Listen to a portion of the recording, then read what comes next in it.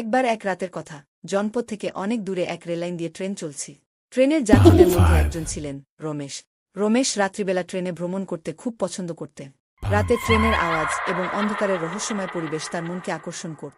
সেদিন রাতে ট্রেনে রমেশ জানালার পাশে বসে বাইরে তাকিয়েছিলেন। হঠাৎ তিনি দেখতে পেলেন একজন মহিলা রেললাইনের ধারে দাঁড়িয়ে আছে। মহিলার পরনে সাদা শাড়ি এবং তার চুলগুলি এলোমেলো। রমেশ ভাবলেন, এটা হয়তো তার মায়ের ভুল। কিছুক্ষণ পর রমেশ আবার সেই মহিলাকে দেখতে পেলেন।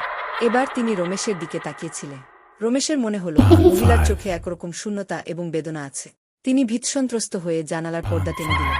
পরদিন সকালে রমেশ যখন তার গন্তব্যে পৌঁছলেন, তখন তিনি স্টেশন মাস্টারের সাথে সেই মহিলার কথা বললে বুঝতে পারলেন যে তিনি সত্যিই ভূতের মুখোমুখি হয়েছিলেন। স্টেশন মাস্টার তাকে বললেন, এই রেললাইন দিয়ে অনেক বছর আগে এক দুর্ঘটনা ঘটেছে। এক মহিলার মৃত্যুর পর থেকে তিনি এখানে দেখা দেন।